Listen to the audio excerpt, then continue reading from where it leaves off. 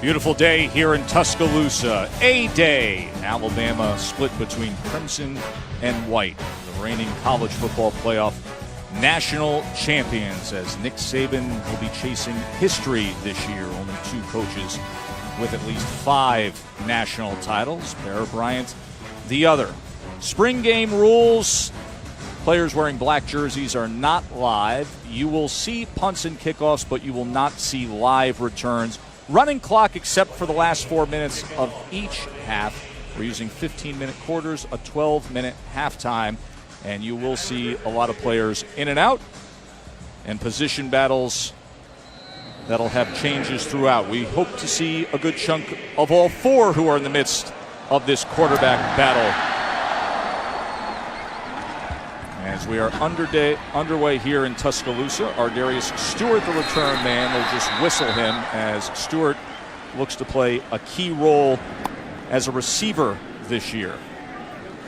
Nick Saban, his 10th season at Alabama, 100 wins framed against only 18 losses. And Kirk and Joey, he made the comment to reporters this week, said to the media, nobody here ever thought that I'd be here for a 10th A-Day. Well, here he is, contented in Tuscaloosa. And has really built himself, as we've talked so many times about. He doesn't like that word dynasty, but I think we all do, because we're recognizing from that 2009 season on, they've kind of set the bar in college football. And it's amazing the consistency that they have year in and year out. Cooper Bateman, the first quarterback that we will see, and I think a lot of Bama opponents will see plenty of Bo Scarborough taking over for Derrick Henry as the big back.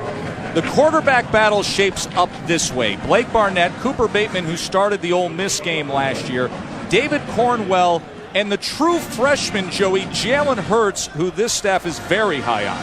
You know, and it's interesting when you hear a coach say that he is a thrower that can run the ball, and that's what they say about Hurts, is he is a quarterback first with terrific athletic ability. And when you're thinking quarterback, we all think about these dual threat guys, and most of them run better than they throw. If Hurts can be as good as they say he is, the fact that he throws it as well as they say, then he could be a special Deshaun Watson type of quarterback. For now, it's Cooper Bateman in there, Kirk. And Coach Saban, obviously, this time of the year, I mean, everything's about competition leading to fall, but he made the comment recently, said, if we had to play today, it would probably be Cooper, but we don't have to play today. No, that's strictly based on the experience that he has compared to the other 3 quarterbacks. Here's a 3rd down and 6. Bateman's first opportunity as the pressure was able to get to him as he tried to check down. And that's Ryan Anderson, who's been a top performer when it comes to getting after the quarterback. Incredible to think, as we get ready for the NFL draft in about, 2 or 3 weeks, think about some of the defensive linemen and the defensive personnel that you're going to be seeing drafted from this Alabama championship team of 15. But if you look at the personnel, including Ryan Anderson and the rest of the players that they have coming back, they're going to be just as talented, if not more so, in 2016 up front. Now, speaking of talent, the ultra-talented Denver, Colorado product, J.K. Scott, to punt away here. As the Crimson offense, that's the number 1 offense facing the number 1 defense with a 3-and-out. This is fun. So it gives us a chance to see Blake Barnett. Now, Barnett is a redshirt freshman from California.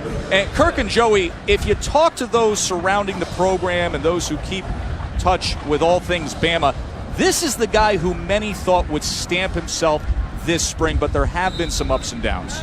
Absolutely. And I think everybody assumed even last year he was in the running to beat Coker out for the job, and that last scrimmage cost him the starting position. I think if people thought it'd be a foregone conclusion, he would win this job this spring, but that's not been the case so far. Good run this time by Damian Harris. Remember, Harris was a 5-star recruit, came in a year ago. Tess, I know people are excited about Scarborough because of his size. He's very similarly built to last year's Heisman Trophy winner Derrick Henry. But Damian Harris was the top back in the country a year ago. More of a Mark Ingram type. A lot of suddenness and quickness in the hole. Another look at Harris. Not as much that time, just a gain of 2.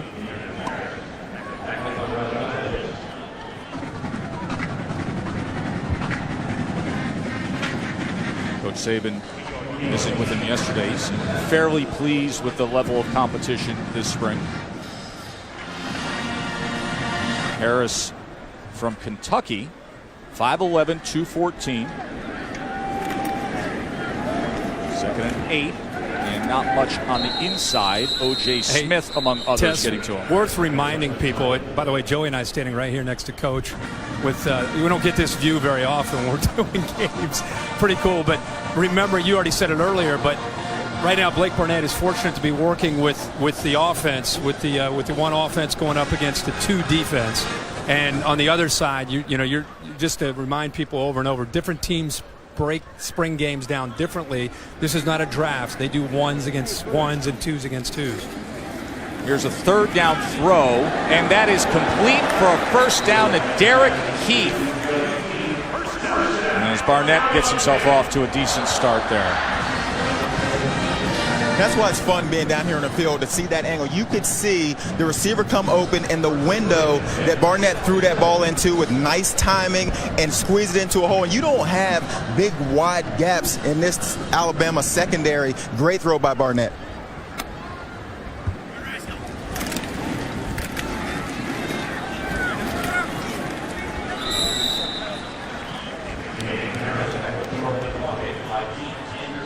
Welcome those of you who just watched the Pacers and the Raptors Game 1. Joe Tessitore, Kirk Herbstreit, and Joey Galloway here in Tuscaloosa on A-Day, the Alabama spring game, the reigning college football playoff national champs, as we've seen the white team offense going up against the crimson team defense. This is Blake Barnett, one of 4 quarterbacks vying to replace Jake Coker. And Damian Harris, who already had an 18-yard run, now adds to his early total. Damian Harris, as well as Bo Scarborough, the running backs in line to replace the Heisman Trophy winner, Derrick Henry. Just a reminder, the spring game rules we're using. Black jerseys, you'll see quarterbacks and players who have been dealing with injuries. They are not live. They will not be taken to the ground. They will punt and they will kick off, but not live on special teams returns as well. You see Coach Saban, his 10th season at Alabama, in the electric blue sport coat today. Easy to see, always behind the ball, right next to Kirk and Joey.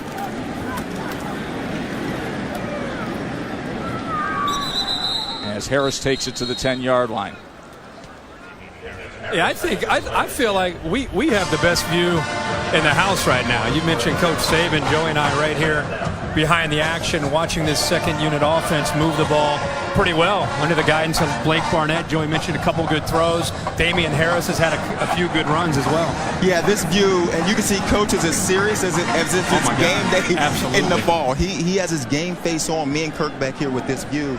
It's great to see these offensive linemen work up front. We know how important the running game is to Alabama. We see these offensive linemen open up holes. Here's Barnett underneath to the 5-yard line as he's able to get it complete to Miller Forrestall. Forrestall's a good-looking freshman tight end, guys. They feel that they're going to have 3 tight ends this year. You'll probably see more of the 2 tight end look from Alabama. Everybody knows about O.J. Howard and what he did last year in the national championship game, but I think they feel pretty comfortable, especially with the freshman as a guy that could even flex out, try to give defenses some matchup problems with his size. 3rd down and 4 as Barnett is out of the gun with Damian Harris in the backfield, who has 42 yards on his opening drive. Unable to handle that snap, and then they will whistle it down at the 19-yard line. Snap is high. One of the things that the coaches want to see from Blake Barnett is consistency. I know the snap is high, but if you talk to the coaches, the thing that has held Blake Barnett back from taking over and asserting himself as the guy is turnovers. Now, this one isn't necessarily his fault. It was really more of interceptions throughout spring. But he's got to do a better job, especially there's a big opportunity inside the 10-yard line, and now they have to settle for a field goal. And center is one of those positions that Alabama's looking to replace. And we talk about, spring ball. These are the moments that some of these centers will have a chance to show. You have a bad snap in the red zone, that will drive coaches nuts just like a turnover. Now Adam Griffith unable to connect at the end of that drive. For those watching on ESPN News, we invite you to join us over on ESPN. More from Tuscaloosa when we return. History-rich Tuscaloosa. Look at Denny Chimes here at the Capstone. We are in T-Town. Joe Tessitore, Kirk Herbstreit, and Joey Galloway with you For the Alabama spring game, they got a new defensive coordinator, Jeremy Pruitt, who had been on Saban's staff, comes back here from Georgia, previous to that at Florida State. The quarterback competition is underway. We have seen Blake Barnett. We will get our second look at Cooper Bateman in moments. And, of course, looking for depth, looking to replace plenty of talent that is off to the NFL. So here is Cooper Bateman, 6'3" junior from Utah, who started Bama's lone loss last year, that against Ole Miss. And he's able to get the day started connecting with Ardarius Stewart. You know, Tess, the experience that he gained last year, even though it was in a loss against Ole Miss, that experience allows him to come into this spring as kind of the elder statesman of the bunch. And I think it allows him to calm down in this kind of setting with a big crowd. And I think that's what has given him the leg up so far in this four-man competition this spring. Yeah, I think the way you just framed that is definitely the right description. Coach Saban yesterday, as Scarborough takes it, was taken down at the line of scrimmage off the right side. But Coach Saban, Joey, yesterday framing this as, listen, when you're well prepared, when you know what you're doing, it's easy to be confident, and that's what they've been seeing with Cooper Bateman. Absolutely, and it is tough. If you're a young quarterback, and we'll talk about, you know, all four guys today, if you don't have game experience, this is when you have to get it. In the spring, this is your chance to show these coaches that you are prepared. You can get your offense into the right play. You can make the right read and get the ball out. We just saw Bateman roll out and throw the ball on the money to the sideline. And because play-action pass is such a huge part of this Alabama offense, you have to be good at the play-action pass and getting the ball out on the money. And Bateman has been that guy so far in the spring. You know, Bateman just had to deal with the very disruptive Tim Williams, who accounted for 10.5 sacks last year. And once again, the number one offense. The Crimson team is the number one offense against the white team with the number one defense. Quickly off the field, another 3 and out. That defensive pressure, even without necessarily having to bring blitz, when you have Anderson and Williams up front, they get in there in a hurry. That was screened. It had no chance. And that was a difference in this defense last season. They could get there with their front four. You can get there with your front four on any defense, especially one as talented as Alabama, leaving 7 in coverage. Tough to beat defenses that can do that. Yep. Well, an NBA playoff game 1 got this Sports Saturday started, and there is more to come. At 7, it is the Celtics and the Hawks. Then Dirk and the Mavs against the Thunder, and both games are streaming live on Watch ESPN and the ESPN app. The job Brad Stevens has done with the Celtics and Isaiah Thomas. Great story, bubbling up there in Boston. Opportunity here to see the true freshman. His mid-year enrollee, Jalen Hurts. This is a guy that's really had a big spring for a young guy, number 2. Jalen Hurts, the true freshman from Texas, as Damian Harris slips down. You know, Herbie, you and Chris Fowler were talking plenty about him when we were getting ready for the national title game, because this is a young man that joined the team in time to help them prepare for Clemson. He was the scout team quarterback playing the role of Deshaun Watson. It's incredible to think that he's been in school so far that long. I mean, again, most people are worried about picking out their tux for their prom their senior year. He's been on campus since January. You're right, he was Deshaun Watson, but he has gone on to have an outstanding spring, dual threat guy. He's at what Lane Kiffin says, he is a quarterback who is athletic. He's not an athletic guy learning how to throw. He can throw the football, and he happens to be incredibly athletic. And I don't think coach has ever had a guy like that, whether you go back to LSU or Alabama. I know Blake Sims, but this guy might be at a different skill set. And when you look at Hurts, you talk about an athlete, he looks like a guy that could play another position. And you don't normally see athletes at quarterback that look like he could line up at running back or line up at wide receiver. And Hurts has that kind of body frame, and you see him take off here. They're going to whistle him down there at the 30-yard line, so that'll be short of the line to make. But he impressed many this spring. In the first scrimmage Bama had, he ran for 57 yards on 10 carries. When they did their timing, he ran a 4.5 flat 40. This is a good-looking athlete who they say, listen, not just a runner. Good-looking, polished quarterback with upside. Tess, you're 100% right. And again, I go back. Blake Sims 2 years ago had a lot of success and really, I think, was a runner that was learning how to pass and learning how to read coverage. I think this young man comes in ahead of the curve when it comes to his ability to read coverage, throw the football, and then happens to have that creativity that you just don't see much from Lane Kiffin offenses over the years or Nick Saban's offense. Now the 6'5" J.K. Scott is getting his leg worn in early on here as the offenses have struggled to move the ball against Nick Saban's defenses.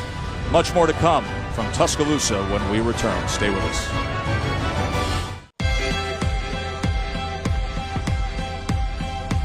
College Football Playoff National Championship Trophy presented by Dr. Pepper. Next year's game is going to be played January 9th, 2017 down there in Tampa. Alabama proud to show off that championship trophy. The second program to ever win 4 national titles in a 7-season span.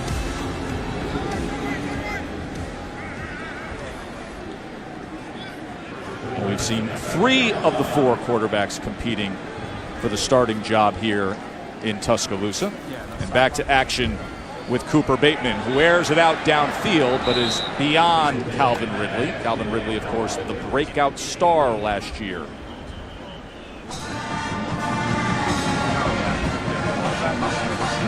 Others know how to do. All they do is score your signal. They had every one of our signals. Calvin Ridley, the last 10 games prior to that title game, he was responsible for over 44% of Alabama's receiving yards.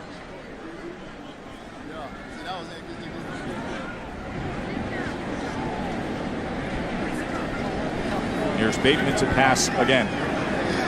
And complete for a first down to Robert Foster. And guys, good to see Robert Foster out there back healthy. Yeah, and Joe, as you know, they have a very, very talented group of wide receivers with Stewart and Ridley. Had so much success a year ago. Foster back after the injury. He has the black jersey on for no contact.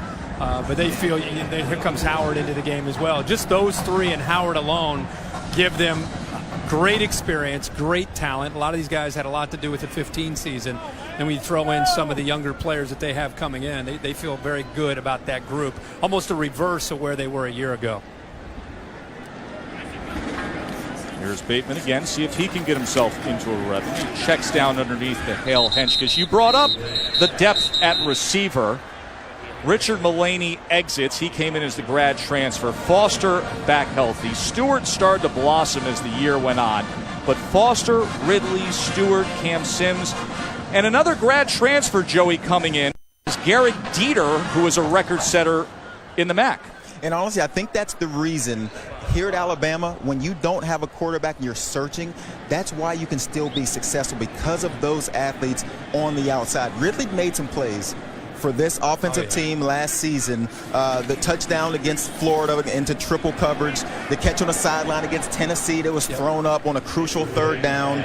The athletes on the outside, the athletes in the backfield is the reason why this offense, even with a quarterback that they are developing, can still be successful. You know, I had Alabama early in the year last year a couple times, and the Ole Miss game stands out to me. They were still searching for confidence in the passing game. Ridley really developed as the year went on, and I think the quarterbacks obviously developed. The big mystery here is they have talented receivers, but who's going to throw the football to them? I think, listening to Nick Saban and Lane Kiffin, I think they have a great deal of confidence in where that position will be by the time the season gets underway against USC. There's a 3rd and 5 that falls incomplete as he was looking for Scarborough. Now, this started the conversation with our Darius Stewart. Remember, all that was made of Calvin Ridley. Then the championship game comes along, and really in the big spot against Clemson, our Darius Stewart, to put him in position. This was the 38-yarder to the Clemson 18, and that set up the game-time field goal at 24-24. And that was really a critical moment when they needed it most.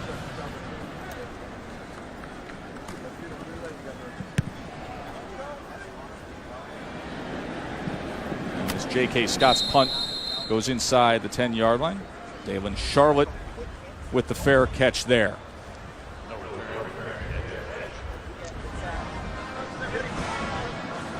A reminder that tonight after the NBA playoffs, it is Sports Center at night with Max and the coach.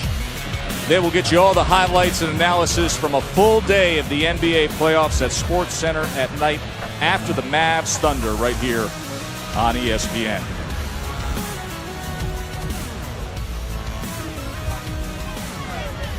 So Cooper Bateman, 3 of 7.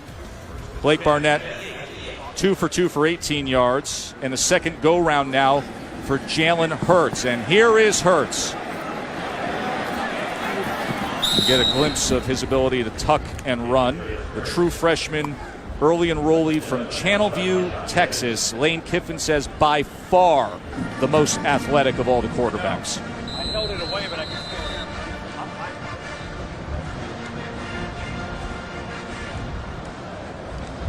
That is the end of the scoreless first quarter from here in Alabama. Much more to come. Crimson and white on A-Day. Stay with us.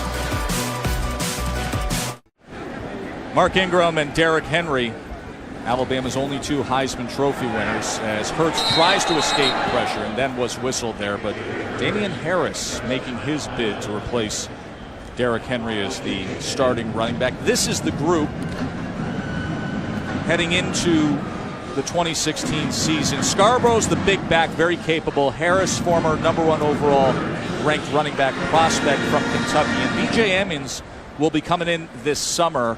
He's the #1 running back in this past ESPN 300 rankings. You know, when you watch this offense, sometimes it doesn't matter how good you are at quarterback because the rush is coming so fast. You only have a couple seconds in the pocket, and you can see Hurts there with his ability to escape the rush, but you can see even on this play, I mean, they're coming. You don't have time to stand in the pocket and read a defense. You have time to get one read, maybe to your second read, but you got to get, because these defensive ends are coming. Hey, that black jersey's kind of nice there when you're on the outside there, isn't it, Herbie? Young man, just diving forward. Oh, yeah, he doesn't have a thing to worry about. You got to love that, especially when you're a dual threat guy. Once again, the black jerseys you see today, if quarterbacks or injured players, they are not live. They're just going to tag off those players in the black jerseys. And it's Cooper Bateman has seen time, started the game with the #1 offense, the Crimson team. Yet to see David Cornwell, good-looking sophomore quarterback out of Oklahoma. Jalen Hurts getting extended playing time here into the second quarter. There is David Cornwell. He's got great arm talent. He's an Elite 11 quarterback, pro-style guy. Big arm. I keep looking at this Damian Harris, and I like what he brings to the offense. Scarborough is a big physical back. Harris, because of his quickness, the way he gets through a hole, he complements Scarborough. They're probably going to end up using both of them in the fall. Here's play action now for Jalen Hurts. Let's throw a little low into the inside. Getting back to the conversation on Damian Harris, Joey. Sometimes some of the traits and characteristics you look for and things you would attach to a player you hear in spring are different than in fall. In the case of Damian Harris, you'll hear people say he's showing maturity. He's able to compete better. He practices better. He has a better understanding and more confidence. That's where you see some of the growth in spring. And generally speaking, for football players, that's where growth comes. You mature, you understand things, and then you let natural ability take over. If you have patience as a running back, we always talk about patience. Patience comes with maturity. You have the ability to realize, okay, this is where the hole is supposed to be. Let it develop, let it develop. Let my offensive linemen get their blocks, follow my fullback, let the quarterback make his reads. Those are all things for these running backs that comes with being a mature running back. And then when you have that part of it, you can allow your athletic ability to then just take over. But I do think, especially with the injury this week to Ronnie Harris, that they're going to need the couple of these true freshmen to come in. You know, B.J. Emmons is a guy that has a lot of fanfare coming in this year, but Harris and Scarborough are the only two at this point that I think are really quality SEC backs until these freshmen show up. Jalen Hurts on 3rd and 5. Wow. As he's able to just muscle that ball on a rope inside the 20-yard line. As Jalen Hurts driving this white team offense down the field, complete to Cam Sims that time. And I think we can talk about, we just talked about patience, and you could see on this last play, Hurts makes a terrific throw, but he probably had more time to stand in the pocket, and that's being a young quarterback. That's being a quarterback that has seen a lot of pressure from this defensive line, and when you have that athletic ability, a lot of times athletic ability will make you leave the pocket before you necessarily need to. Had a little bit more time, and I'm sure this coaching staff would like to see Hurts have the patience. Let the play develop, stay in the pocket. When you have time, make your second and third read and get the ball out, even though he made a terrific athletic play. And that just comes from more experience. He's been able to do that in high school and get away with it. In the SEC, he will not be able to do that. 0 for 2 for Adam Griffith here in the spring game as he misses the 47-yarder. Herbie, when we come back, I'm going to ask you what Lane Kiffin just said to you. I saw Lane walking over to you. I'm going to find out when we come back.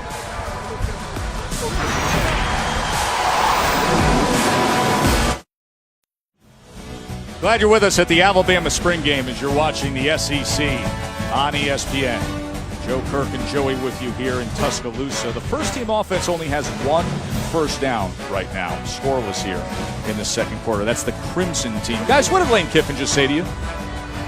Joey was talking to Coach about this upcoming play, right? Yeah, look for Ridley in the slot to go deep. This is one of those plays that we see during the fall when Coach Kiffin puts his hands up like this is a big one. Look for Ridley in the slot trying to get the deep ball. Number 3, top side with Cooper Bateman under center. There's the play action. And he had a check down to Scarborough. Hey, you know all what? that buildup. Hey, I know, Herbie. I know, Herbie. Here's what used to happen to me. Honestly, Coach Gruden would call a play. I would go to sideline like, hey, Coach, I can get deep. I got this guy. The safety's too shallow. He would look at me and say, look, unless you can block the defensive ends, I don't care how open you are. And that was one of those plays. You couldn't get deep because the rush didn't let Bateman read it out, but Ridley went deep. Just no time to get the ball out. Here's Bateman this time, complete to Hale Henschkes. Versatile tight end. I love this position you guys are in, about 20 yards behind the line of scrimmage and about 5 yards off the shoulder of Nick Saban. Yeah, and it gives you even more of an appreciation for that defensive line and that pass rush. It's one thing for an Ole Miss or an LSU or an Auburn to call a deep ball. It's another thing to be able to execute it and to be able to actually have enough time other than maximum protection to be able to get that ball thrown downfield. You got to be very creative, like Clemson was, with misdirection, running game, different things to slow down that pass rush. Now, big number 12 is in there, Joey, the quarterback David Cornwell, the 6'5 sophomore from Norman, Oklahoma. You know what? And they talked about Cornwell and his arm. Has an incredible arm. The problem with guys with big arms, and I've seen it over the years, guys with big arms, it hurts their timing. And I will bet you a big arm has hurt more quarterbacks than it's helped them over my time of playing football, because the big arm guys, they believe that they can magically throw the ball through a defense that they shouldn't throw it to. Yeah. Cornwell's had problems with turnovers in the spring, has to clean that up and realize a big arm doesn't mean you can throw at 60. It means you can be deadly accurate throwing the ball at 40. 2nd and 18 after the sack by Tim Williams. And net right away that time was Henschkes. You go back to the previous play where Tim Williams just not only got into the quarterback, but he went right around and through Scarborough, who was trying to block him and kind of seal the edge.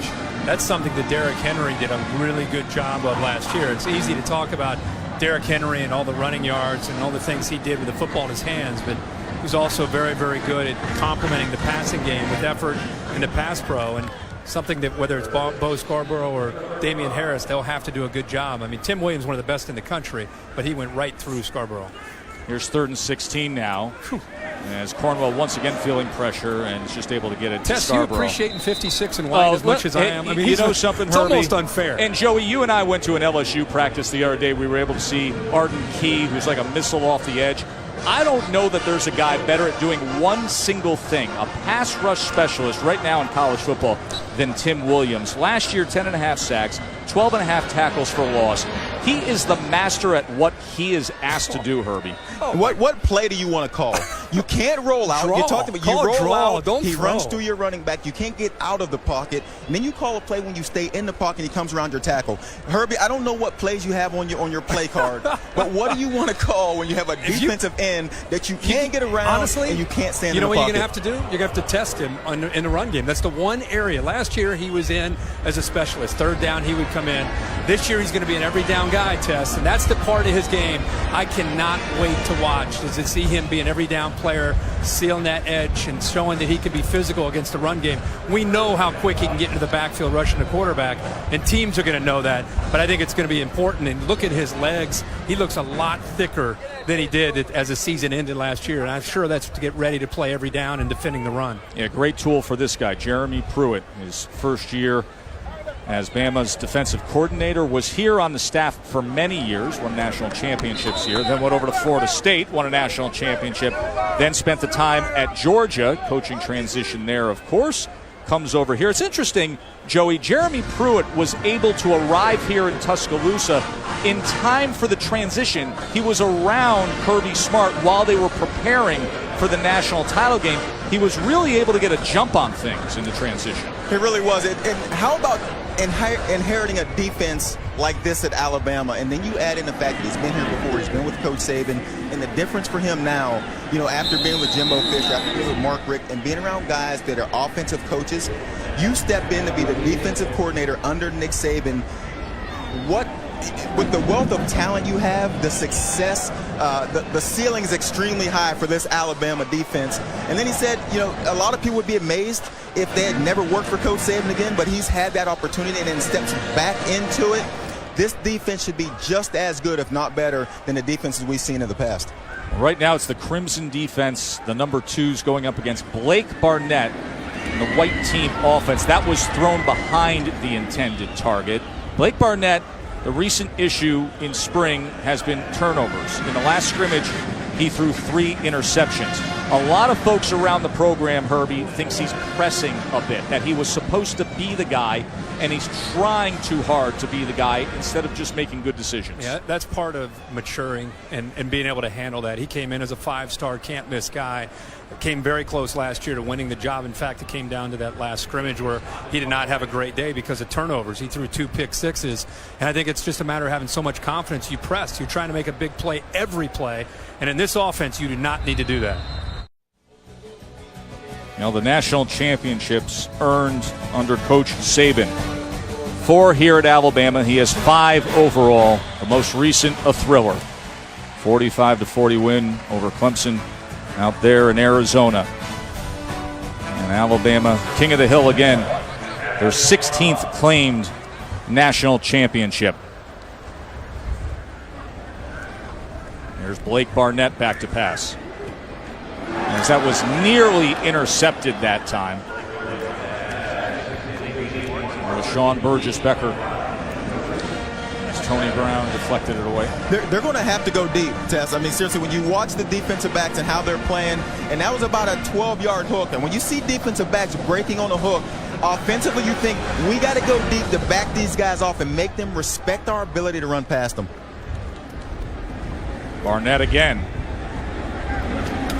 This time he gets it complete for a first down. Joey, in normal circumstances, of course, that's what you have to do. But in spring games, you're so limited in what you can do with the plays. There's so many restrictions on what the defense can do and really what Lane Kiffin and the offensive staff can do. But they definitely have a deep ball in there.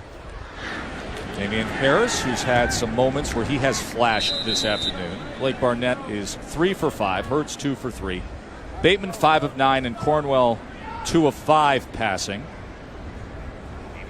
Coach Saban getting after him a little bit about a little bit more urgency. Even though it's a spring game, it's still a great learning opportunity as you get close to a 2-minute drill about trying to get the ball down the field, get in the field goal position or score a touchdown. 2nd and 5, and that is just ahead of the line to make to Miller Forrestal. A nice job by Barnett standing in the pocket. They brought a blitz off the left side. Running backs slid over, picked it up that time, giving Barnett a chance to stand in the pocket. Did a nice job realizing the blitz is coming, but you're protected. Yeah, when you have that protection, stand there and get the ball out. Don't you feel like there's a presence about 8? I mean, you could just feel that. You could see what people get excited about his game. How about that going up and snagging at that time? Cam Sims. 6'5" target for Blake Barnett. And 6'5" has the ability to climb the ladder and make a catch. Remember, they're looking for that 3rd and 4th receiver with Foster coming back from an injury, Sims as well. He will have a role in the fall with this offense. What's interesting is Lane Kiffin, I remember, said to me just about a year ago, now this is before Sims got injured, he says, he actually is set to play that Amari Cooper role. Now, obviously, things change. You get injured, other guys blossom and emerge, and such was the case with Calvin Ridley. But I think the plan for Sims all along was to be something special in this offense. We'd all like to play that role. Get the ball 9 Ridley time. And I think Ridley pleasantly surprised a lot of people last season in becoming that guy that the quarterback can lean on. Every quarterback needs a receiver to know, hey, look, when I need to make a play, you're the guy I want to go to because I believe in you. And that's why we saw later in the season the numbers for Coker got better and better, not because they were great reads at times, but because the trust in Ridley's ability to throw the ball up, even if it's double, triple coverage at times, and watch him make a play. And the last play going the other way, that's what I'm saying. Give Ridley a chance. He's proven to be that kind of guy that can outduel a defensive back to get the ball. And Tess, Joey knows being a receiver.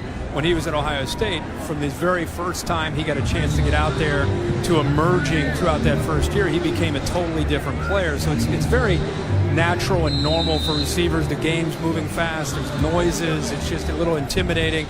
You're just trying to not make a mistake, whereas at the end of the year, Ridley was making plays because of that confidence through game experience and just overall knowledge of the offense. Yeah, look at those stats of comparing Ridley's freshman year to Cooper's freshman year. It is amazing. Calvin Ridley, of course, the 138-yard receiving game in the Cotton Bowl. Such a big part of the success that this offense had down the stretch. And just to get to a bigger conversation on the offense as a whole, guys, and not that we're seeing scintillating work out of Bateman and Cornwell and Barnett and Hurts, but you get the sense that they feel like they can be a little more fully evolved and dynamic with the totality of the playbook, with the skill sets that whoever emerges can deliver compared to what they were a year ago. I agree with that. I think that's fair. I think it has as much to do with not just the confidence in quarterbacks, has as much to do with that experience on the perimeter. Now remember, we got to go back to that offensive line. We can draw all these plays up all you want, but until they solidify things up front, and Cam's not out here, and this is not their starting offensive line that it will be when they get ready for SC, but that offensive line will play as big a part is who the quarterback will be. And you can see the heat turn up a little bit. They drove the ball down. Barnett made a couple nice throws. And then the last two plays, pressure ended the drive, and the defense gets off with a field goal attempt. Let's see if Griffith can hit one here. 0 for 2 so far today. Nope. Listen, this guy had one of the biggest plays in the national championship game. We're going to give him a break, right? The onside kick that he pulled off with 10.5 minutes to play. That little scoop kick. That was so accurate, Herbie, and I remember when you were calling the game, it was so accurate, it almost felt like a quarterback was throwing a fade route right into the hands of Humphrey. Oh, it was beautiful. I mean, you could practice that over and over and over. I don't know, it's hard to place that ball any better than that. And not only that, the call, the guts, the timing of that call really changed the complexion of that football game. Tess, we were talking earlier today, Griffith started the year last year with some struggles, and then kind of found it's so mental with kicking, found his confidence, and then went on to have a big year, but he's got off to a slow start last year. And Joey, that momentum in the game, when Humphrey secures it over his shoulder, 2 plays later, the 51-yard touchdown pass, it puts Alabama up for good, and that was it right there. And the kickoff return, yep, I think Kenyon Drake. The two things. Flag is down here as Cornwell airs it out. And it came up short for a Harris. There's your buddy Williams. We had a receiver open downfield. He was open. Yeah, he couldn't step into his throw. Doesn't actually matter. Yeah, but running back move, though. Illegal motion, number 9 on the offense. Penalty is 5 yards. Replay, first down.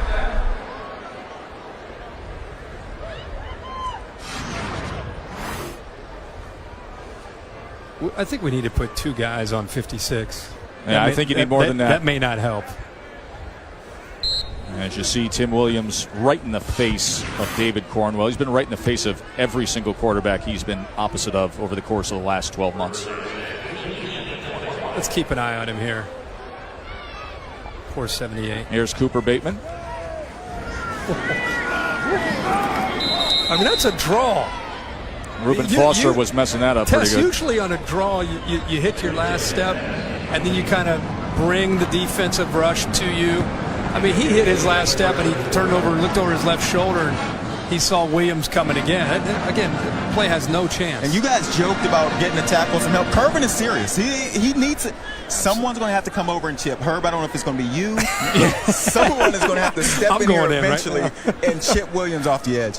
Let's watch Tim Williams here as we isolate him in the box. And that is incomplete.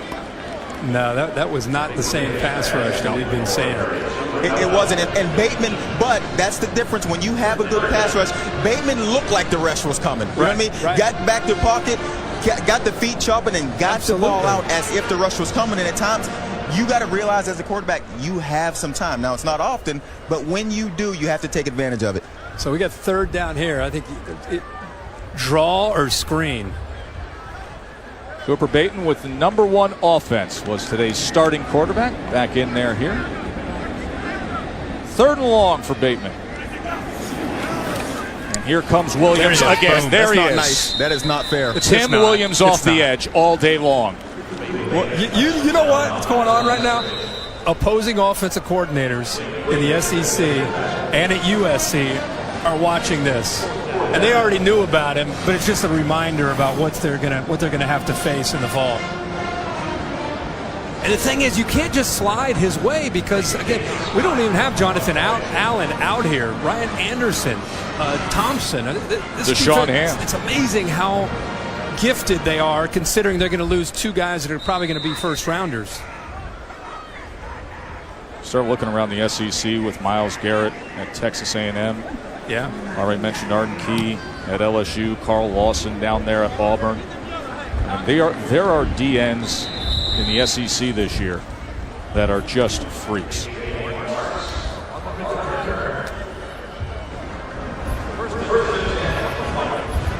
So Williams gets a well-earned break. And the offense yet to have a break. Both teams combining to go 1 of 13 on 3rd downs. 57 seconds remain until the half. As Cooper Bateman talks things over with Ardarius Stewart, we get to see young Mr. Hurts again. Jalen Hurts, the true freshman, early enrollee from Texas. Told you he was the scout team quarterback who helped them prep for Clemson, playing the role of Deshaun Watson, and he has really impressed in spring practice to this point. And so has this young man, Damian Harris, who he finds out of the backfield. Damian Harris will be a big part of the conversation in who gets the carries replacing Derrick Henry, the Heisman winner. A little bit of tempo now here for Jalen Hurts as he slings it just beyond the reach that time of Cam Sims.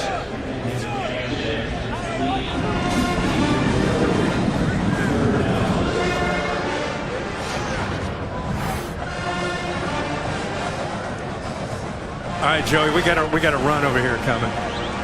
Unless Kiff changes it. That's what happens when you offensive coordinators get nervous. Your quarterback almost throws an interception into triple coverage. Let's call a run. That's a lot safer.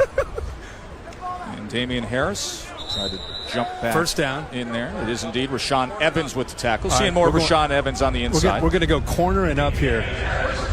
Corner and up. You need protection now. Yeah, he's going to need time. You got to get some protection or on this break play. Contain.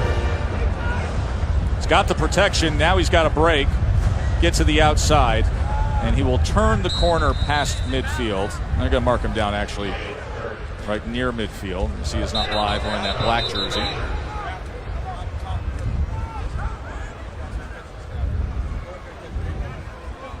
Lane Kiffin talking to Kirk Herbstreit as a timeout is called with 16 seconds remaining. What do you say, Herbie?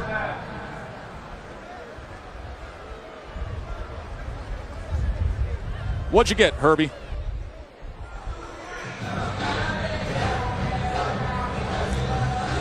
Well, Tess, he's trying to give me what the offense is trying to do.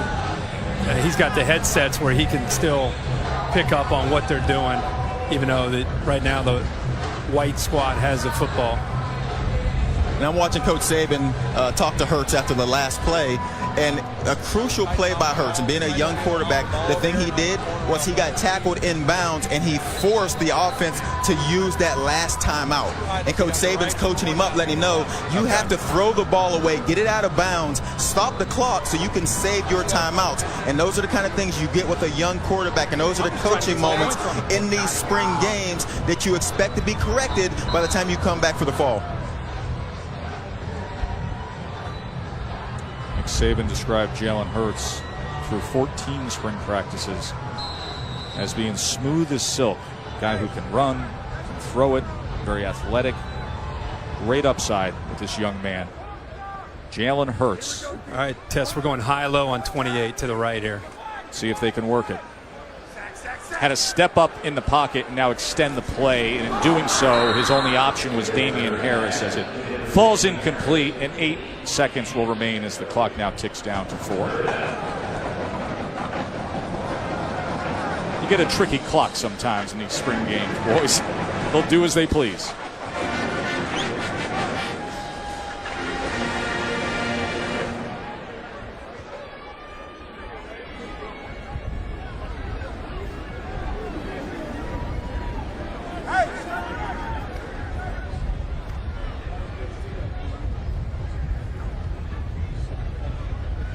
Third and 9 now for Hurts.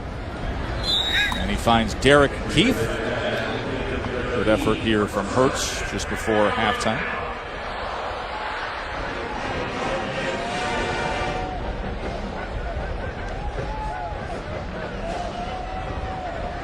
Hey, who?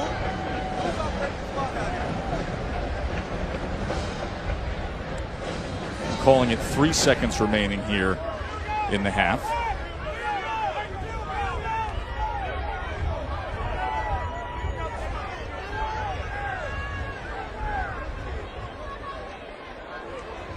As they are going to send the field goal team out there. Adam Griffith trots out.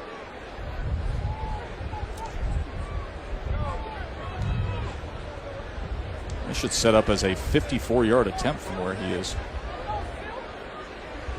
0 for 3 is Griffith. He's got a long of 55 from last year. As he drills it low, and it leaks out to the left.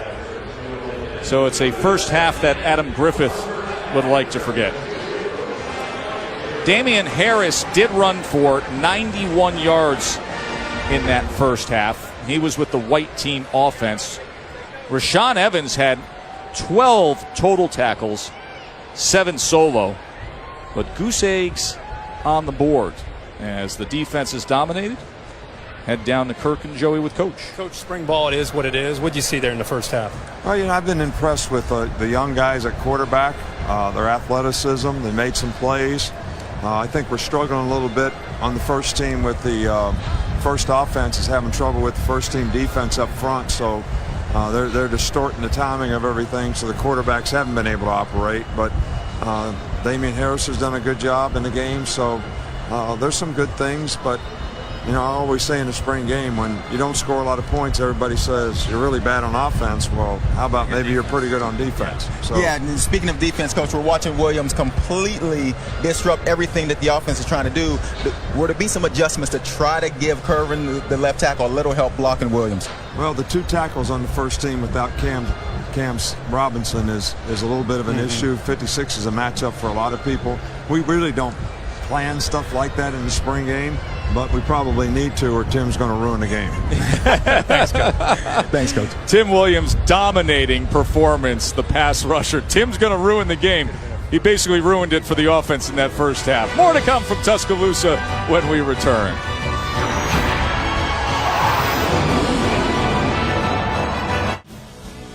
We welcome you back to the Alabama Spring Game as you're watching the SEC on ESPN. Joe Tessitore with you here in Tuscaloosa. Scoreless between the white and the crimson. Damian Harris did rush for 91 yards, but Tim Williams and the first team defense dominating the action here in T-Town. Coach Saban's had that winning formula for his 5 national championships.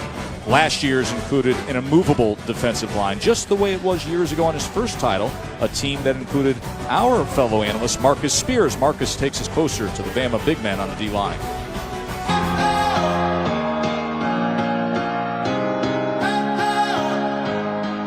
What's going on, ladies and gents? Marcus Spears here in the D-line room. I feel very comfortable in this setting, and I'm here with 2 really good defensive linemen. I call them my fraternity brothers. Even though they go to Alabama, I'm an LSU guy. They know that this is a big frat. Good to see you, Jonathan Allen, Davin Thomason. Hey, man, let's just kick it off because I'm so interested. I've never seen a defensive line like that last year. Tell me a little bit about what made you guys that good and what made that group special up front? I'll start with you, buddy. Our process is our mentality. Every day we go to work, we demand good from each other. So one of us having a bad day, we all going to get on it. We expect more out of you. So, we really just play well together. We just held each other to a high standard. So this year you lose Reggie, you lose Ashawn, you lose Jaron. Who are some of the guys that y'all looking to step up in some of those roles, and how is the depth now on the defensive line? Do y'all feel good about when y'all come off the field, some other guys can come in and get it done? I feel like we have great depth. We have a bunch of young guys who they should be excited as hell for the opportunity to step up and be a part of something so special. So, they've been doing a pretty good job this spring, but still got a long ways to go, and that's for everybody, not just them. So, I feel like if they do what they got to do, they can definitely step in and be key players for us. If somebody was to ask you guys the question, what does it take to be a defensive lineman at the University of Alabama, how would you describe it? Got to be a dog. Yeah. Them trenches ain't no joke. You can't be scared. You got to be a dog to go in there. You got to be a monster going in there. Exactly. You hear people talk so much about the SEC. Is the game won in the trenches in the SEC? Oh, it is. Every game. Every game. Every game. Derek, here was the Heisman Trophy winner. Is it won by running backs, quarterbacks, and wide receivers, or is it won by us D linemen and offensive linemen? D-line and O-line, because he won't be able to run like that if he have O-line. There you have it. I love these guys. It's all about the trenches, baby. Good job, Marcus. That D-line may need to dial it back a little bit in this spring game. Scoreless here in Tuscaloosa. More to come when we return to the Alabama spring game. Been fun to see the true freshman quarterback Jalen Hurts, who Coach Saban thinks a lot about. Coachable moments as well today. Jalen, we only got one timeout. Are you going to run for a touchdown? No, sir. Well, then why don't you run out of bounds? Now, they called you tagged inbounds. We got to use our last timeout. Situation in the game. What's more important, 5 yards or the time? Now some former quarterbacks, John Parker Wilson, Blake Sims, taking part in the activities today. We'll find out who the next Alabama starting quarterback is. Find out this fall. 4 competing for now.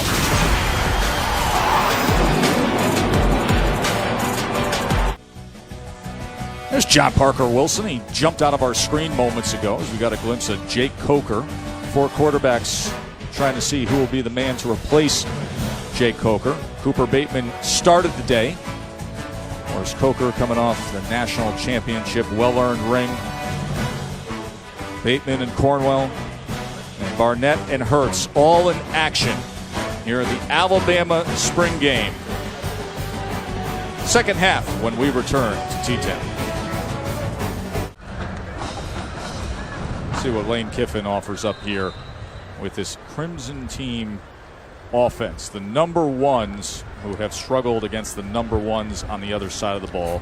Cooper Bateman started the game, and here he is pressed up against his own goal line. Bateman 5 of 11 for 37 yards. A sprint, look to throw back, and then burn it. This is how confident we are, Tess. Joey and I have been hustling in the first half. You're not moving, are you? Now we're not moving. Well, the ball's it's coming back this way in a little bit. It's the 3 and out. Yep. Offense will be over here, so we're thinking ahead of things here. We want to look at it from the defensive perspective. Sure you do. And I got couldn't great tell. confidence that they're not coming this way. Yeah, was the quarterback out of the pocket? Because if not, that's in the end zone. Tess, you got a better view than we do. From the end zone, you throw that ball away. That could be a safety. And there hasn't been many points out here, so a safety would matter. Scarborough wrestled down at the 9-yard line. Tess, what do time. you give me to go to about the 30 and just take a seat? Why not? just lay down. I may just lay down up here on the 30. That's how much confidence I have that they're not moving the ball in our direction. Well, 56 is out there. As long as 56 white, 22, 54, 10, you got to like your chances. It was funny to hear Coach Saban's remarks at the end of the first half when you asked him about Tim Williams. Yeah. I think maybe you got to get in his ear and ask him to dial it down a notch. Well, I think the Crimson has 21 yards of offense coming in to start this series. Here's 3rd and 7. Let's see if you guys are correct. And there was movement up front as this is the best place to be right now because I guarantee you Coach Saban is not. He's going off back there. He's not happy right now. Yeah. They've struggled on offense. They've struggled to block Williams. And then you have, when you're backed up, these kind of penalties kill you on a struggling offense, and you put yourself behind the 8 ball, making it even a 3rd and longer in a situation. Can you imagine 56 right now? Yeah. Is looking at the sticks thinking... He went hard count trying to get 56 off balance a little bit in his own line. Left guard ended up jumping. there is Tim Williams with a hand in the dirt on 3rd and 11. That's a quarterback Plus they're blitzing. and a tackle's nightmare. Bateman. They gave him time. He launches downfield. Boys, you may have to get out of the way. Oh! They almost reached it there as Eddie Jackson came I almost went over to break catch it it, up. I'll be honest with you. I forgot that we were working. I almost jumped in. Meanwhile, I took off running. I threw you in front of me. That was a fight, I think, between two defenders. Eddie Jackson had a chance at that ball. See Eddie Jackson, who's a I didn't see tremendous a receiver really safety. have a chance. He is locked in as one of the starting safeties based off last year alone. 6 interceptions. Been limited at times in spring with some injuries. Here's J.K. Scott from his own end zone.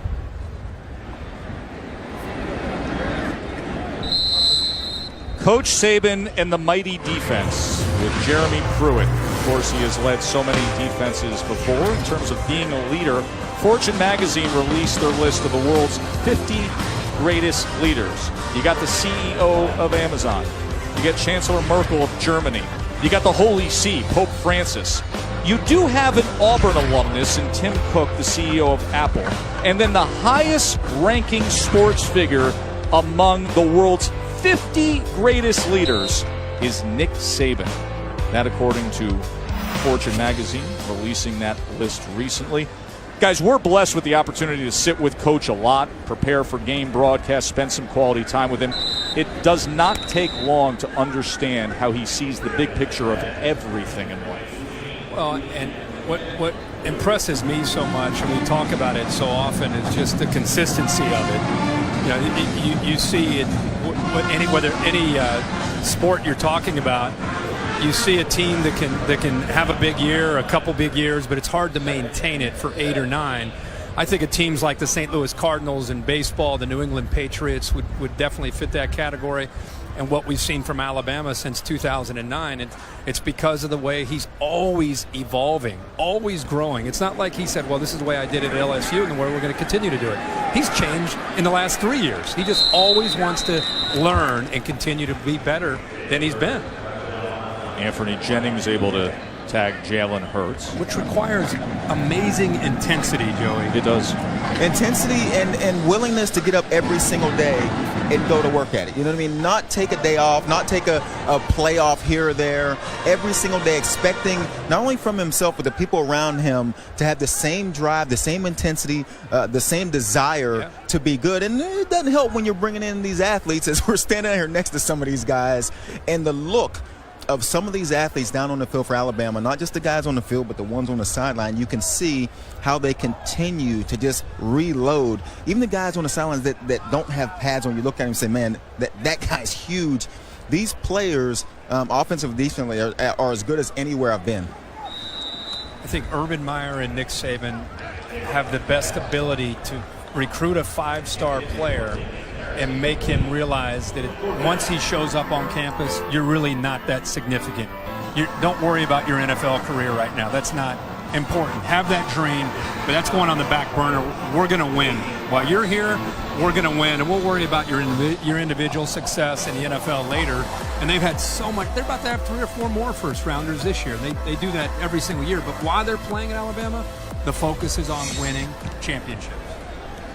You know, we're showing some of the accolades of Nick Saban through recent years. And to your point, Herbie, you get the right kind of guy because of that. It filters out some bad characters that would be a little more selfish, a little more self-interested. Now, you still get the guy that wants to get to the NFL, but he knows how he's going to arrive there by buying into the process. But Tess, I got to tell you, because again, we've witnessed this firsthand when a lot of things are closed to the media. We see this team, since going back to that 09 team to beat Texas, they self-police. Rolando McClain was kind of the alpha of that team in 09 when they beat Texas. And I saw some things in a practice, in the way he handled some young freshman 5-star guys, that Nick Saban didn't have to do that.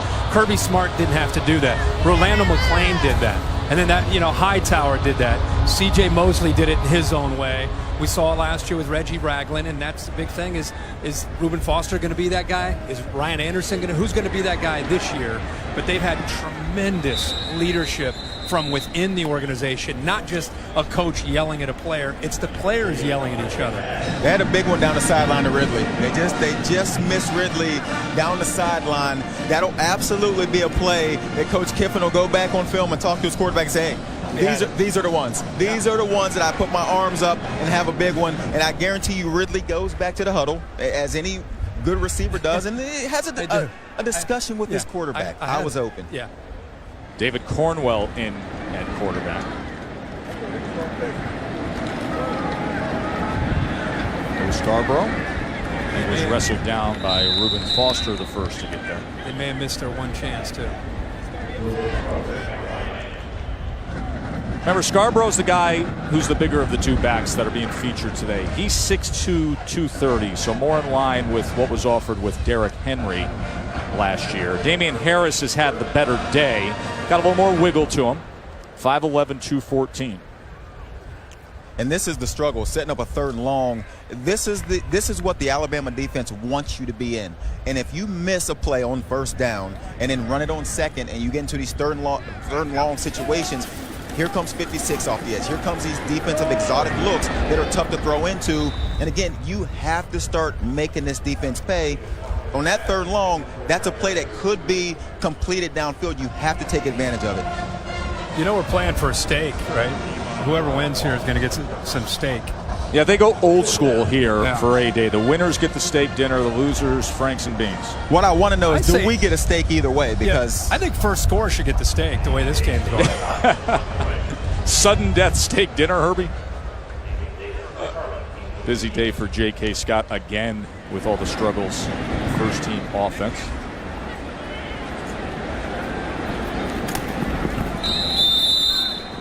A great time of the year with the NBA playoffs getting underway. We've got more Game 1 action coming your way. The Celtics and Hawks. That is 7 Eastern on ESPN.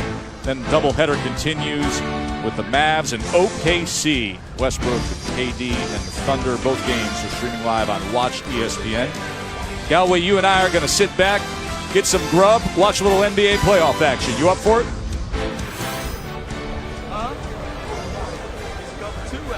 That defense has been primed. Jeremy Pruitt in that group. Sean Dion Hamilton and Reuben Foster. A lot of talent off to the NFL, but a lot of talent remains ready to take the next step. Derek Gore with the carry. I just yelled over to the defense, we need a pick six. That may be the only way we score.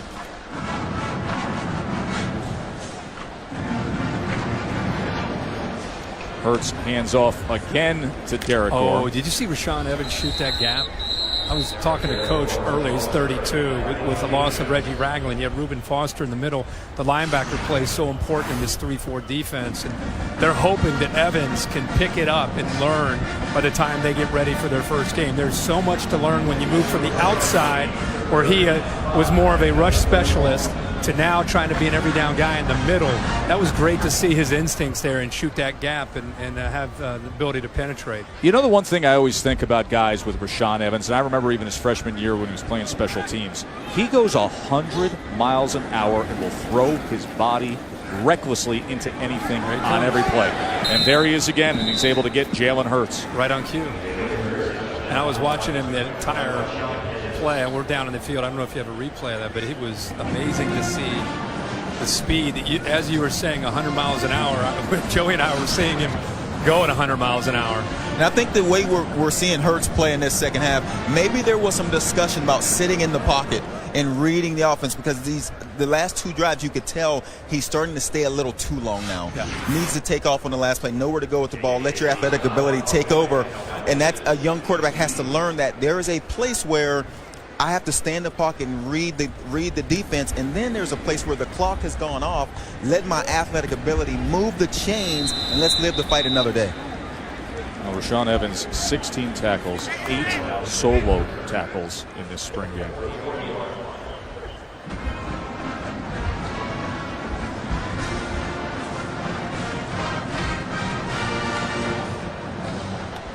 Now, some of the storylines this spring surrounding Alabama, of course, Jeremy Pruitt, welcome back to Tuscaloosa. Had success when he was here earlier on the staff, then won the national championship at Florida State. The quarterback competition, not much separation today, but they feel overall confident with where it's all headed. And they're replacing all the talent from a year ago. The champs are having their A-Day game as you're watching the SEC on ESPN.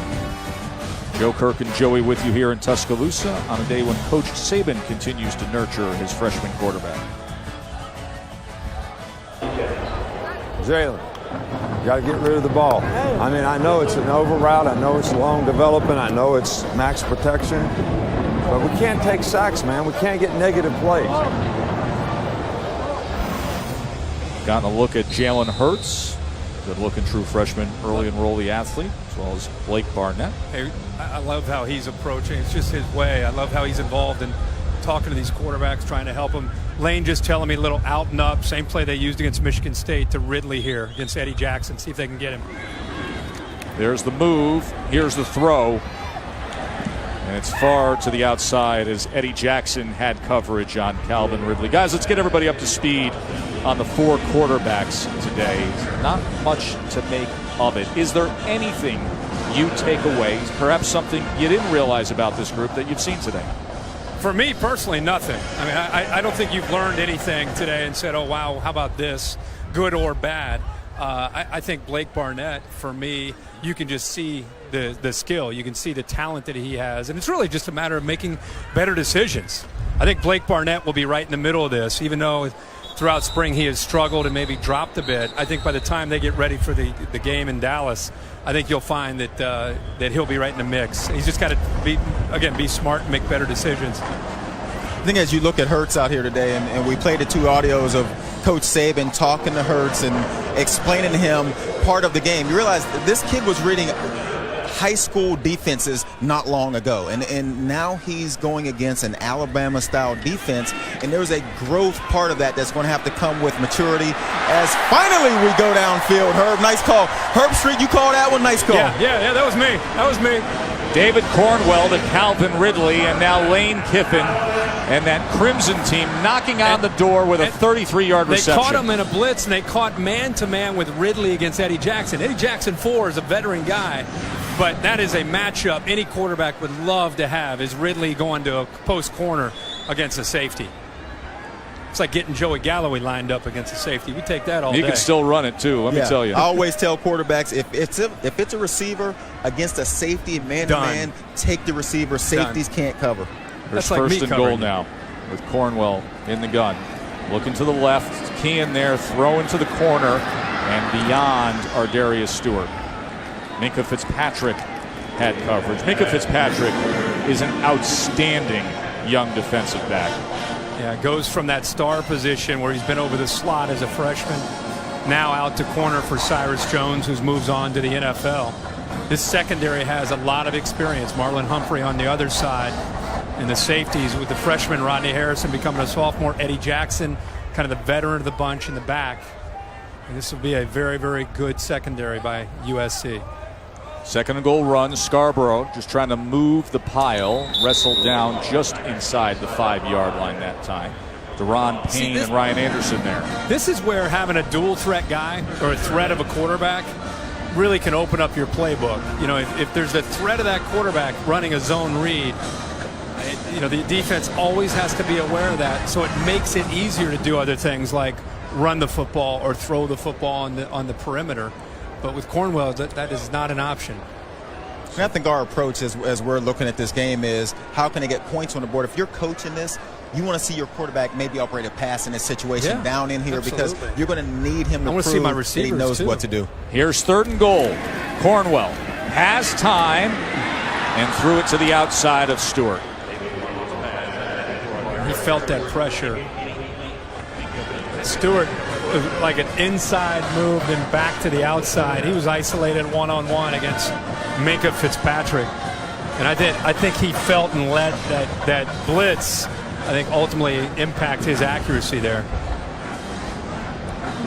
I think at this point, any points would be good, especially the day they've had, not just offensively, but look at that bottom stat line on Adam Griffith, who's 0 for 4.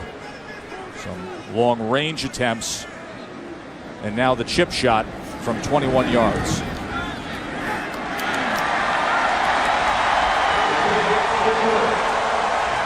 So finally here in the fourth quarter, a score, a field goal by Adam Griffith. Senior kicker makes it 3-zip Crimson.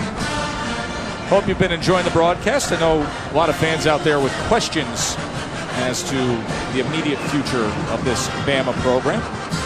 This one coming in on Twitter.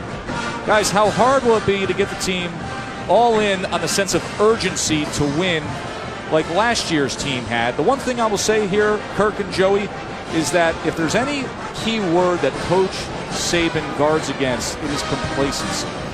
I think the only time we've seen that happen to Alabama was in 2010.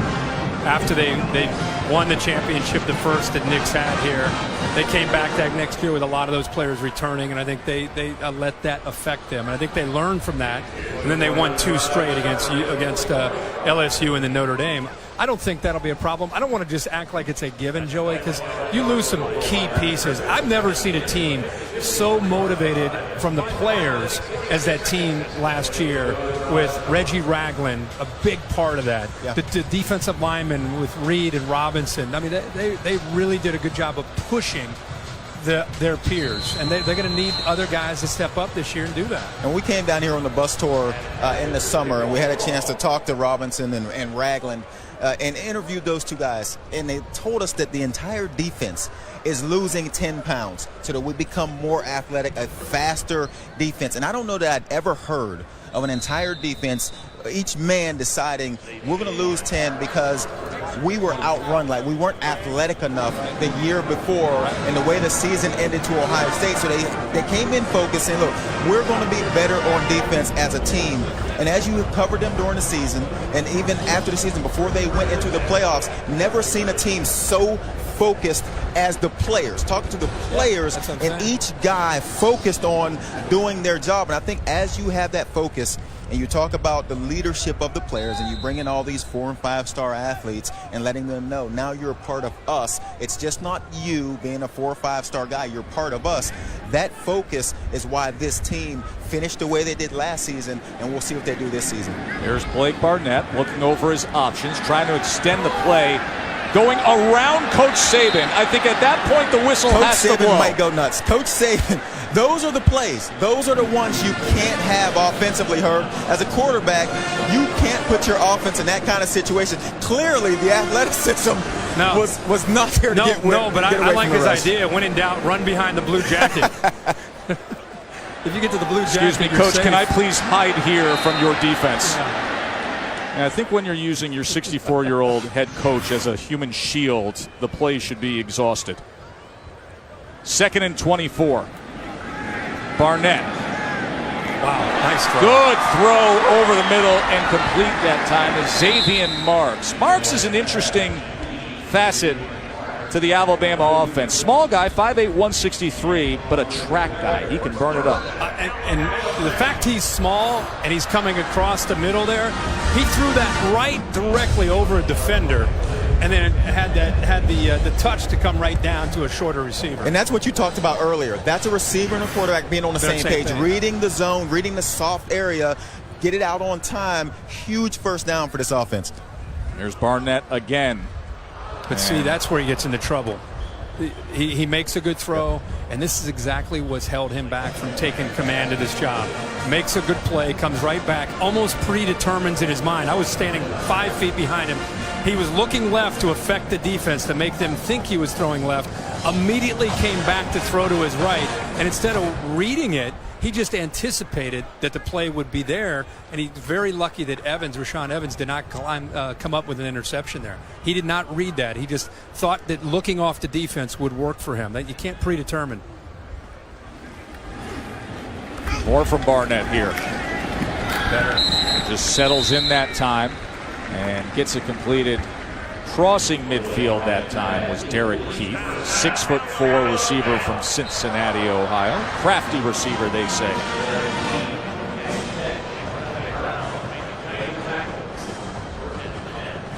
Redshirt freshman from Corona, California is Blake Barnett. He was the target of so many power programs in the recruiting process. He had Irish eyes crying. He was thought to be the next great one up in South Bend. But flipped to Alabama in the recruiting process. Many thought he could be in the mix a year ago at this time, even as a freshman. And then at the end of this season, guys, we told you the prevailing thought was that, all right, Blake Barnett goes in there, good athlete, a lot of upside, can do it all. He'll win this job. But Coach Saban says he could be the guy, but his decision-making needs to be better.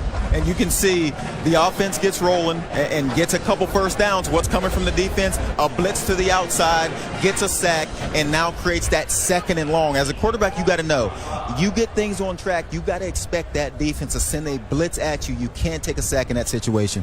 Second and long.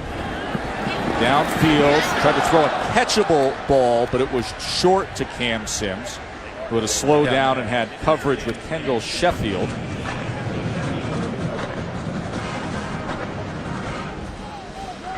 There is Sheffield, another one of these blossoming defensive backs behind some top-tier talent.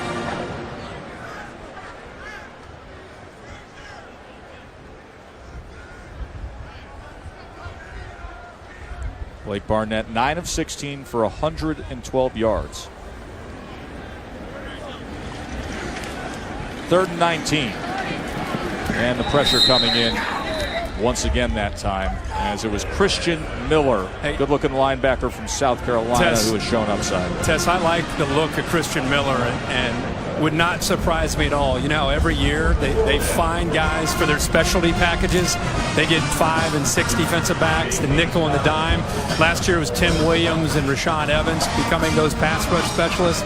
Miller, man, this entire game is not only getting pressure, but he's got an energy and an attitude about him that I think Alabama's defense can take advantage of in those specialty situations next year. He just looks different. He's added 15 pounds of muscle. Having a good day today. Last week in the scrimmage, had a couple of sacks and a forced fumble. So a promising player in Christian Miller behind a group of very talented linebackers in front of him. Just that lone field goal for the Crimson team with 6 minutes to play here on A-Day. Back here at Alabama's spring game, a lot of Alabama talent off to the NFL. We remind you the countdown to the NFL draft continues. Tuesday night, 7:30, next episode of Hey Rookie. Welcome to the NFL. 8 o'clock, it's NFL matchup draft special. And then Gruden's quarterback camp with Christian Hackenberg and Cardale Jones. Double shot of Gruden's QB camp.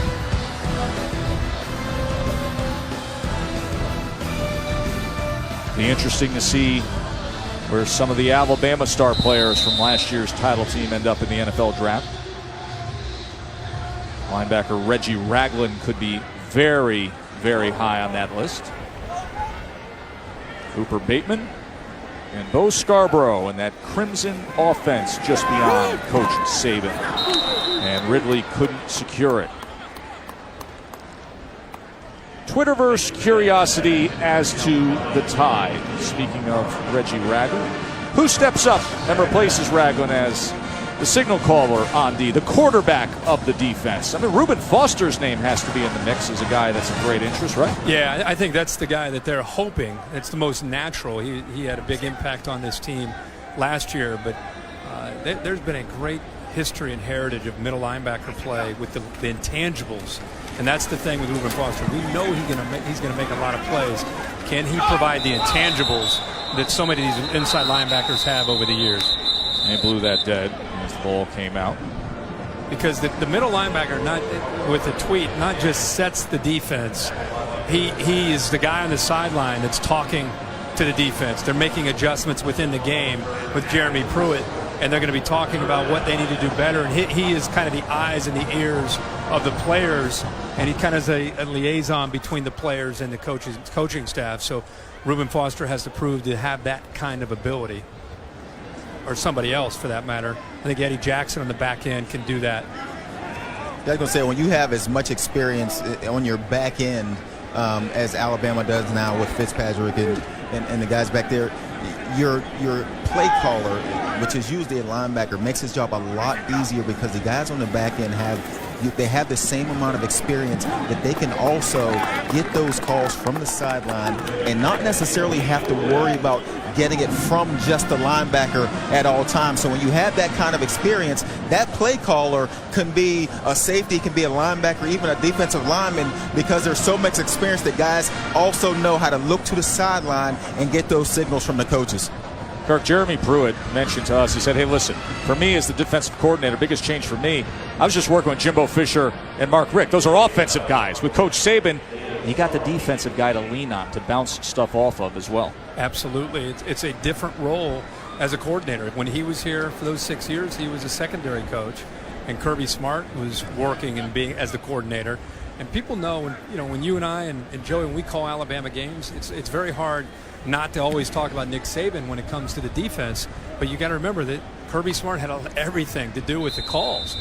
Nick Saban would tell him, hey, let's try this, let's try that. He would offer obviously a lot of suggestions, but play in and play out, that coordinator, that's his job. And the jobs that he had in the past as a coordinator, as you said, they were offensive coaches. They pretty much would say, hey, see you Saturday, get them ready. And you ran the show, the entire show. Now he has a chance to rely on Nick Saban and have his expertise, which is maybe the best in football.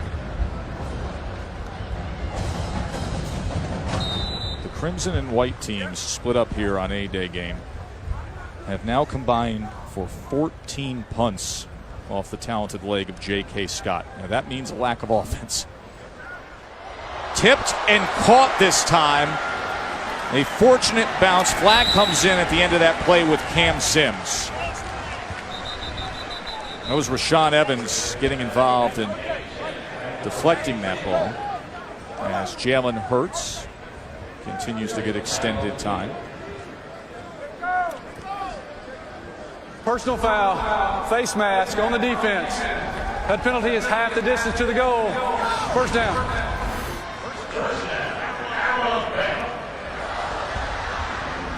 See that time the right hand of Evans tipping the ball and right into the hands of Cam Sims. So a 1st and goal for the white team. And Damian Harris trying to turn the corner, and he gets to the 5-yard line. And Urban, the more you watch Harris, the more I can see why you're excited about what this running back does. The patience we spoke about earlier, he is very smooth. Very smooth in his ability to read a hole and not panic when he's behind his offensive line and just take it outside if that's where it is. You can just see that maturity in him. And that ball touchdown. We look at the young quarterback, great throw, but from standing from back here, the ball could have come out a little earlier. And as a young guy, you'll get that eventually. We got a touchdown, though. That's all that matters. Jalen Hurts to Derek Keefe, and finally a touchdown in the Alabama spring game. And it comes from the true freshman early enrollee, Jalen Hurts. I go back. Remember when I was talking earlier about Cornwell down in that side of that 10-yard line and how you don't have a running threat. You're somewhat handcuffed as a play caller. Totally different set of circumstances with the athletic ability of Marks back there. And the defense has to be aware of that. They get their eyes on him running around. They lose their coverage of the receiver. It was a good effort at the end of that play by Derek Keefe to stretch out on the sideline. Coach Saban has noted that he has done some very good things this spring. It's going to be a far different atmosphere from this relaxed setting of A-Day game come September 3rd in Arlington, Texas, when the schedule kicks off against USC. On the 17th, they get the revenge match at Ole Miss. Chad Kelly will be back to action for the Rebs. At Tennessee, a team with a lot of emerging talent, especially defensively. and at LSU, of course. Traditionally, the bye week comes there. Joey, you and I had the chance to go down to Baton Rouge just the other day and check in with Coach Miles and what's going on with the Tigers, the continued development of quarterback Brandon Harris. What did you make of LSU?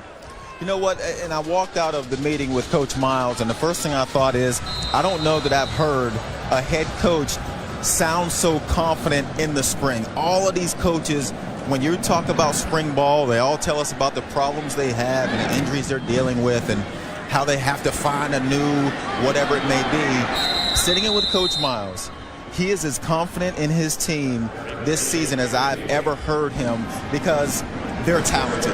And I like what Brandon Harris did, especially in the first half of the season last year. And when you go out to practice and you see the ball come off of his hands, he throws the ball as well as any quarterback in the country. Now, if they can just get him to clean up some of the turnovers that plagued them late last season and then run the football, because there's a young man behind him as good as anybody in the country, in Leonard Fournette, that should be an extremely successful football team this season. So that game will be November 5th at LSU, as we have 2:46 to play here, with now the white team up 7-3 on top of the Crimson. Cooper Bateman back in the game as he gets it complete to O.J. Howard, the star of the national championship game. But when you put that schedule up, Herbie, beyond LSU, what concerns you? The non-conference neutral against USC, the at Ole Miss, the at Tennessee. Where do you see as the circle the date? I think a couple of those. I think the USC game athletically will be a good challenge for them, especially with a young quarterback. I think that'll be a great game in a neutral site. By the way, I applaud Coach Saban and others for taking those games on, and you hope that the committee looks at those games as they're evaluating and giving their rankings once we get to middle of October. But I think Tennessee, I know there's been already a lot of talk about their potential. Just because it's a rivalry game, they came so close last year with Jalen Hurd and Josh Dobbs. I mean, that team is athletic. I think they're more and more confident. That would be the game, I think, that if you're an Alabama fan, on the road in Knoxville in a rivalry game will be a really, really challenging game for them. I think a great game that will not only impact the SEC standings, but possibly, as we said, we're talking about the rankings for the playoffs. And I think with Hurd and Kamara and Josh Dobbs and the development of Preston Williams, the wide receiver, it will be a challenge for this Alabama defense. Joey, we've had the chance in the past couple weeks, you and I, putting up with each other on the road, debating what we're listening to for radio channels in the car driving around the South. It's been interesting. You could have a docuseries, I would say, Herbie, but we've been able to go to Auburn, to Florida State, to Florida, to LSU, and here to Alabama. Go back to the car ride. How's that? The car ride was the great debate over talk radio or some R&B. And I'm good with anything, Joey. You go 63, 64 miles an hour to 70. 64. Safety first, consistently without the cruise control. Does it all with his foot. That's a steady foot right there, Kirk. But, Joey, what was, of all the places we've been to in the past couple of weeks, anybody pop to you? Is there any team you've seen where you say, this team is ready, this team could be it? You know what I thought was interesting was Francois at Florida State, the quarterback. When when we watched him throwing the ball in practice, and being our first chance to really get a look at him in practice and throwing the ball and leading his team and running the offense, I was very impressed with not just the way he threw the ball, which was very good, but the leadership. And that's what you need from a quarterback. You need a guy that can step in and be a leader for your team. And he was that guy at Florida State. And I expect he may not start as the season gets rolling, but he's a guy to keep your eye on in the future because he's extremely talented and he is natural at being a quarterback. I agree with you. DeAndre Francois was very impressive to see. And they are loaded with all 11 offensive starters returning. Of course, Dalvin Cook and even his backup, Patrick, outstanding receiver, and Rudolph. Outstanding receivers here for Cooper Bateman and the Alabama quarterbacks. The question is, which Alabama quarterback will be able to take advantage of all the weaponry? Cooper Bateman here on 3rd and 3, and once again, having to just burn it. The #1 defense, that has been the white team today, with Tim Williams and Foster and Ryan Anderson and the group. Absent Jonathan Allen, has been having a field day.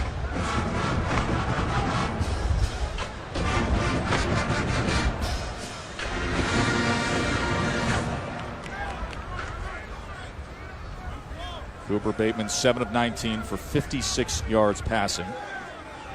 4th down and 3. Going to give them every bit of work that they can get. And that is complete for a first down to Calvin Ridley. Nice security blanket there. Reminder that come Thursday, April 28th, it is the first round of the NFL Draft from Chicago. It starts at 8 Eastern on ESPN. It's also available on Watch ESPN and the ESPN app. A lot of people curious. You know all the top-line guys for Alabama come the draft as Bateman takes a shot downfield. Able to get it complete to our Darius Stewart. Just to wrap up that draft conversation, a lot of people curious how Derrick Henry fits into the mix and projects as an NFL player. They were able to celebrate his Heisman Trophy presented here today in Tuscaloosa. I like the command and the confidence that Cooper Bateman's playing with on this drive. I don't know if you guys have noticed, but Williams is now being double-teamed this entire drive. They've now put the tight end. They've now sent a back to help out the tackle to slow down Williams on the rush. And you can tell a difference in Bateman on this drive. He now has a chance to stand in the pocket and get the ball out without worried about Williams breathing down his neck. And Joey's talked a lot about this when the offense has moved down inside the red zone, which we usually see in the fall from Bama's defenses. They crank up the pressure. And even though this is a spring game, you're still having, as an offensive line and your pass protection, still having to navigate and figure out where the pressure is coming from. Right now, for Bateman to his left off the edge is where Williams is.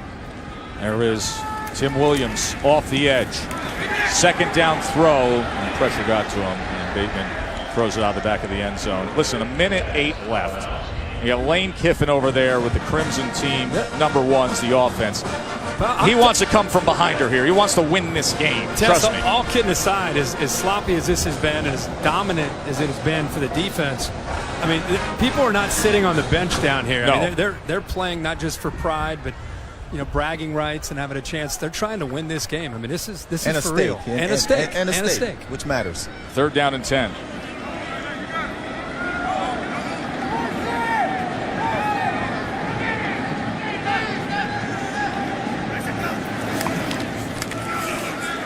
Bateman to the end zone. Intercepted that time. Ronnie Harrison, sensational sophomore safety, steps up and picks it off.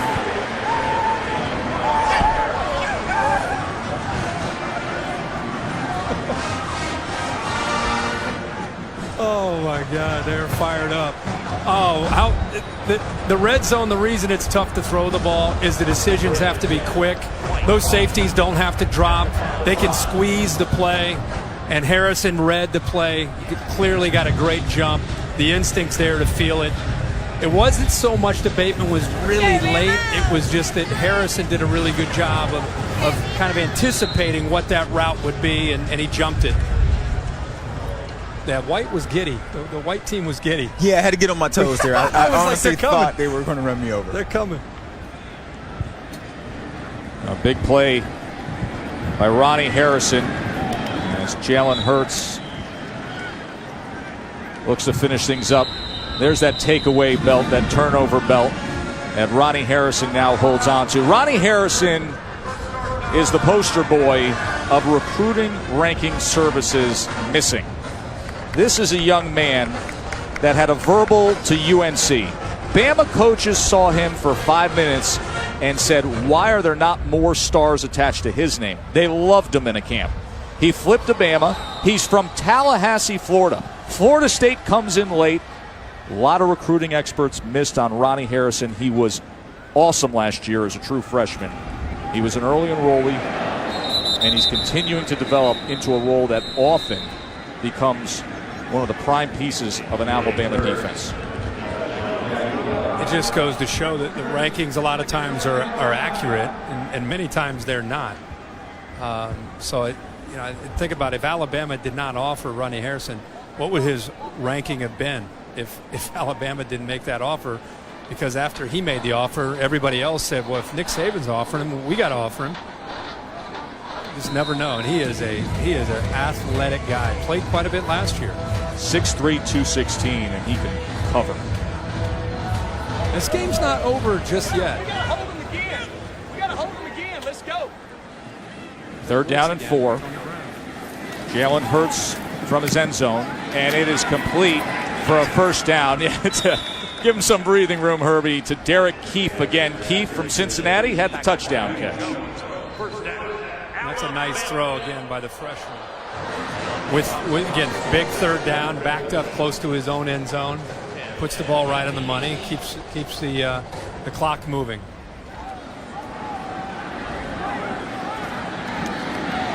Another completion this time to Miller Forrestal. I think a lot of people may be surprised with how much of Jalen Hurts they saw today. But he had a pretty good spring, and the coaches are very confident in him and love his upside.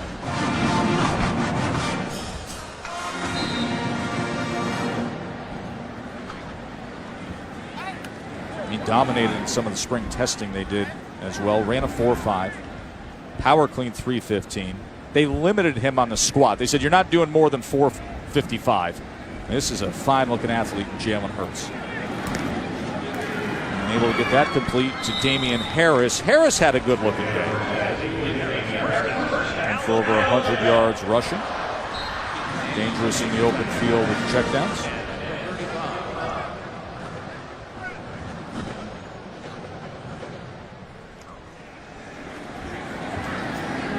And Hurts again, as Hurts started off back in his own end zone, and just in this final half a minute has worked his way out to the 38-yard line.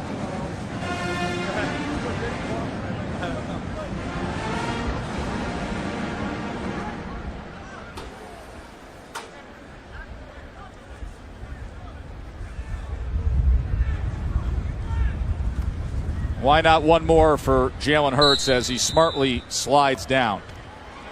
As Hurts finishes the day 11 of 15, 120, and had the touchdown pass to Derek Keefe, the only touchdown of the day. The white team wins 7-3 over the Crimson. So they will have the steak dinner